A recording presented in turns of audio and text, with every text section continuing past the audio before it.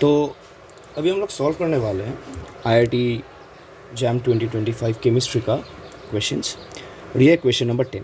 तो पहले हम लोग देखते हैं कि यहाँ पे क्या दिया गया है।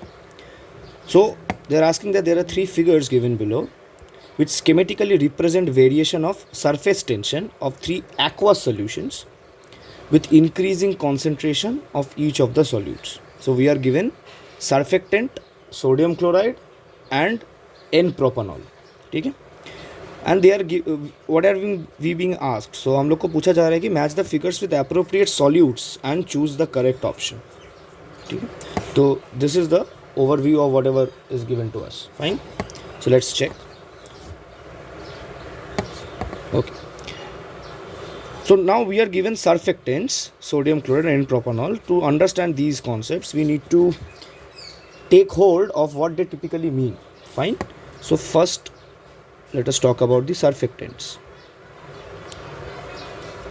Okay. What are the some basic examples of surfactants? So we need to understand that how surfactants, or rather how the surface tension versus concentration trend का जो ग्राफ होता है वो surfactants, electrolytes और स्मॉल पोलर ऑर्गेनिक्स के लिए कैसे differ करता है, क्योंकि एन प्रोपानॉल वो बेसिकली एक स्मॉल पोलर ऑर्गेनिक है, राइट। NaCl एक इलेक्ट्रोलाइट है। You need to understand these things. So for example let me first mention this up that जो हम लोग को NaCl दिया गया है, सोडियम क्लोराइड, वो एक इलेक्ट्रोलाइट है, राइट, वो एक इलेक्ट्रोलाइट है। और हम लोग को लास्ट में क्या दिया कि N प्रोपानॉल, we know that it's a small polar organic, right? It's a small polar organic. Fine, okay, these are the things which is given to us. अब कैसे surface tension versus concentration trend differ करता है इन तीनों type के compounds के लिए, वही हम लोग को जांचना है। फॉर एग्जांपल अगर मैं सर्फेक्टेंट्स की बात करूं, तो इसका प्राइमरी एग्जांपल्स क्या हो सकते हैं? SDS, CTAB, right. इसका एकदम खास है। SDS का क्या मतलब होता है? इसका मतलब है सोडियम डोडिकाइल या डोडिसाइल शायद से sulphate, right. So this is sodium dodecyl sulphate, right. और CTAB क्या होता है? राइट, तो ये होता है cetyl trimethyl ammonium bromide, right. Cetyl trimethyl ammonium bromide. Fine, now we know that SDS वो क्या होता है? एनायोनिक सर्फेक्टेंट होता है, राइट। और CTAB क्या होता है? कैटायोनिक सर्फेक्टेंट होता है। These are some basic information which you need to have, okay. तो SDS क्या होता है? वो होता है एनायोनिक सर्फेक्टेंट, ये होता है एनायोनिक सर्फेक्टेंट। और CTAB होता है कैटायोनिक सर्फेक्टेंट, राइट। इसका बेसिक मतलब क्या है कि SDS के पास एक नेगेटिवली चार्ज्ड हेड होगा, राइट। इसके पास एक नेगेटिवली चार्ज्ड हेड होगा और इसके पास एक पॉजिटिवली चार्ज्ड हेड होगा, charged head, okay. Some basic facts about this. अब इसके बारे में जांचते हैं कि सर्फेक्टेंट, इलेक्ट्रोलाइट्स और स्मॉल पोलर ऑर्गेनिक के लिए surface tension versus concentration trend कैसे डिफर करते हैं, ठीक है। So surface tension versus concentration trend,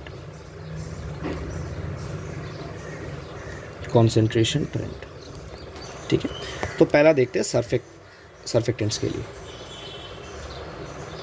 ठीक है। यहाँ पे क्या होता है कि they dramatically reduce surface tension even at low concentrations, okay. So they dramatically reduce surface tension, fine, even at low concentrations,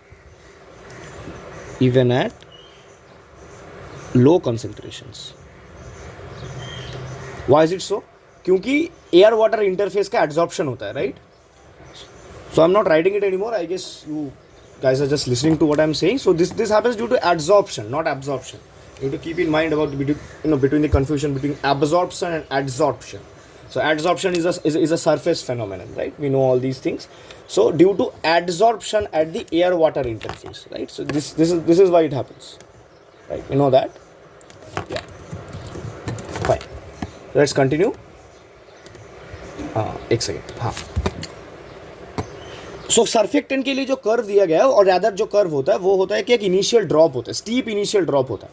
ठीक है. So this serves a steep initial drop and then plateaus occur. Basic graph इसका ऐसा दिखता है.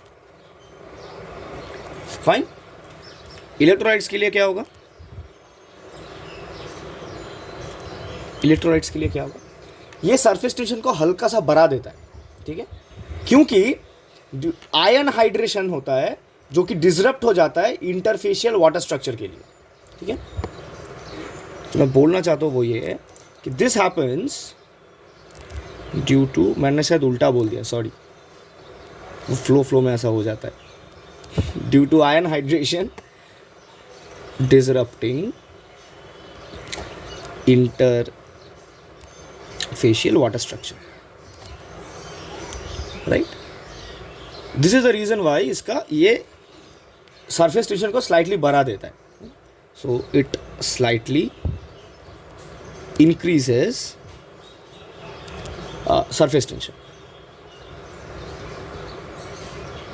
Right.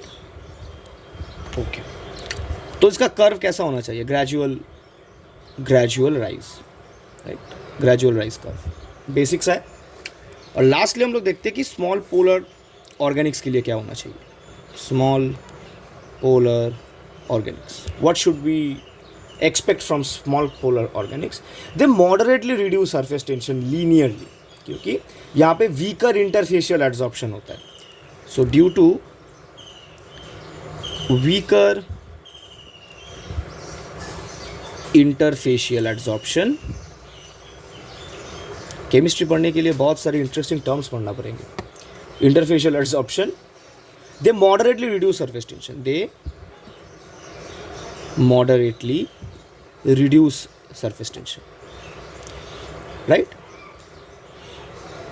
तो इसका graph कैसा दिखना चाहिए? Steady decline, right.